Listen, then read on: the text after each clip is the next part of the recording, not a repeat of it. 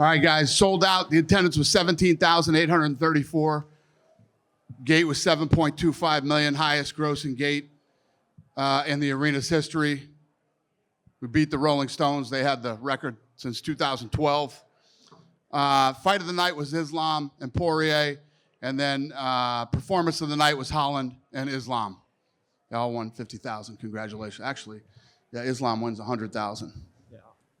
Obviously, you gave it fight of the night, so you were impressed. But give us your thoughts on that main event. Yeah, incredible fight. I mean, both guys dug deep. Absolute war. Islam is tough as hell and talented. And he ate some big body shots tonight, took that elbow to the forehead. And I thought that Poirier did an unbelievable job of stuffing takedowns and getting up when he was in nasty positions, staying out of that submission in the first round. Just, you couldn't ask more for a main event title fight. Yeah, you know, I think going into this fight, the talk was maybe, we've seen Dustin in these type of fights before. Right. He's going to get taken down, choked out or something like that. Well, the big question tonight was, what did he learn from the Khabib fight?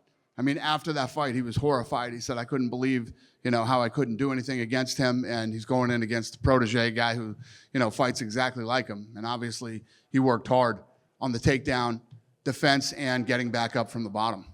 And for him to show that sort of heart, right, he's getting taken down. He's been in that position before against Khabib, but to not quit on himself and to keep fighting, you couldn't really ask for more from him tonight. I agree. And going into this fight, it's he knew what to expect. He knew exactly what to expect, and I'm sure they worked on that a lot in their camp, but you'll have to ask him about that. But he looked great.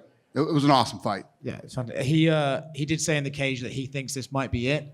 Do you think he should walk away if he's talking like that, or do you think Dustin has more to offer the sport and you never know, he might be able to climb back to another title fight in the future? Well, I think last time that we got together and talked after his fight, we were talking about Saint Denis and how he sort of flipped out. And, I say this all the time. Fighters are a very paranoid bunch, they're trying to get me beat or they're trying to do this. We don't do anything. We put on fights. Whether you win or lose is up to you. And I think that Dustin, coming out of the Saint Denis fight, had to have a lot more confidence than he had going in. We put you in these positions to do great things and achieve greatness. And he was that close tonight, coming back and possibly winning a world title. Good fight, good win. A little bit. Good fight. I don't know about good, but I won. Okay. Good fight, but barely. Hey, calm the f down, Canadian, bro. Yeah, that judge is terrible, you guys. When you heard it was a split decision, were you a little bit concerned? You've been on some. Yeah, no, I've been once or twice in my life, guys. Yeah, no, a little bit, but you leave shit in the hands of the judges, bro, and you can't complain. I mean, I'll bitch on Instagram for a couple of days, but once I go through my feelings and my ovaries stop hurting, I let it go. Dana was in here and he said he was surprised by how Paulo fought. He said he was going to try and turn it into a street fight, and then he didn't, probably couldn't adjust to your style. Were you a bit surprised with how Paulo fought? Yeah, you could never tell how good somebody is until they fight somebody good. And I think that there's that moment where every time Costa's like, I'm going to fight this man, you get stuck in the face. He's like, oh, I don't think I want to fight this man today. So I think a lot of it was just you never know how good somebody is until they fight somebody good. And that's kind of what you see in there. I feel like over the past few fights, your style has become more and more effective and you are actually getting better and better. Do you feel that way when you get in there? Yeah, it was just kind of it was just awkward, man. It was like a weird fight. I mean, there was a moment where I even stopped going in my fight stance. I just started walking forward what the Dustin, right here. Obviously, things didn't go the way you wanted to tonight. What are your kind of just immediate reflections on how the fight unfolded and maybe what you could have done differently in there? Man, honestly, similar to Khabib, his movement is really strange. The timing of it is really strange to get his cadence. I wanted to open up more and throw more volume, but when he would commit to the pocket, he would exit weird. His dips with his head, I heard my corner telling me throw the knee the whole time, but I just felt like I might get taken down off of it. And his movement is just it's kind of awkward. It's a weird timing. So I couldn't get good combinations going. But everything else was what I expected. You alluded in the cage that something happened in the fight. You kind of stopped yourself short. Is there anything more you want to share as far as that? Did something happen when? When you were talking to Rogan, you kind of alluded to something maybe happened in the fight, but then you stopped yourself from sharing too much. Is there anything more you can share now? I might have messed my ACL up against the fence in the third or fourth round. Before I hit him with the switch, I don't remember what round that was. My knee and my knee bone and my shin bone I felt slide, and then it started burning. I was telling Mike that through the fence. He thought I was complaining about something else, but I'll get that checked out. It didn't bother me getting off the stool and stuff. It hurt. Yeah, and I believe going into the fifth round, 2 judges had it 2-2 and one had it 39-37. Were you aware that it was that kind of close going into the fifth? No, I thought I was down. I thought I needed to finish. But I knew it could be close. The judge has been in the locker room hearing some of the scorecards were pretty crazy tonight. Mm-hmm. But I thought I might be down just from his riding time. He landed a couple good shots. I landed some good shots. I knew I was bleeding really bad. I'm not sure if a punch shattered my nose or if it was a headbutt, because we did collide heads in the middle of the octagon that flashed me, so I didn't feel where the pain was. I didn't know if it was my forehead or what hit, but that could have, my nose is shattered for sure. And I've had a couple nose surgeries already, and I have some cadaver bone and stuff in there, so I just hope I don't have to go through that process again, man, but I feel like the bone is not where it should be. Yeah, and of course you were asked about the future in the cage and everything. You've had a little bit of time now to let things settle. Any different thoughts or anything you want to elaborate more on as far as the future? I just got to see. I was fighting to be the world champion. Like, what else am I fighting for? Just to fight for the thrill, because I am addicted to it, no doubt. But like, for the money, I'm good. Me and my family are good. I don't need the money. Money's great, but my health is first. And like, what am I fighting for? To be the champion again?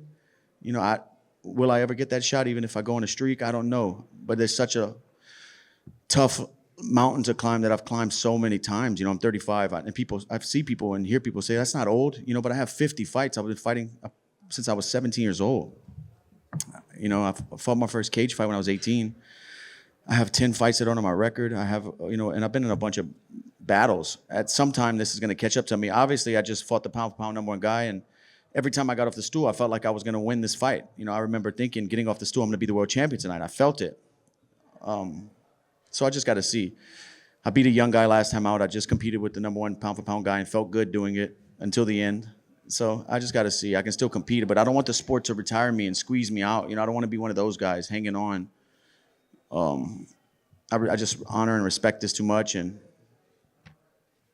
we'll see. I don't know. Congratulations. 14th straight win, 3rd straight title defense. You finish it in the last round. How did the fight go compared to the game plan and what you were expecting to do? Honestly, it's very good fight, but I don't like when you have the cut. Everything is pain now. Tomorrow, I think it's gonna be more pain. But Dustin is a dog, He will bite, kick, punch. Happy to finish him. But this guy, one of the best, still one of the best in the world. Yeah, going into the 5th round, it was 2-2 on 2 judges' scorecards, and then it was 39-37 on one other's. Does that make you a little bit nervous and glad that you did finish it in the 5th round? Honestly, after 4th round, I asked Habib what they score. He say 4-0 or 3-1. I don't remember, honestly. But I don't know. Someone put 2-2. And happy to finish, If it's not finished, we still have many questions. When you finish the opponent, it's done. Oh, it's 3-1. Okay, sorry.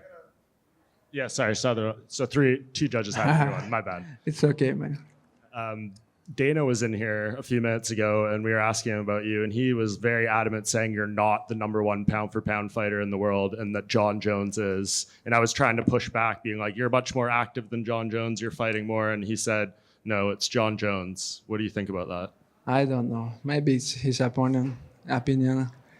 But I think I saved this card today because all these fights boring, and the whole arena almost sleep. And we show with Dustin great performance. Then give me 2 bonuses.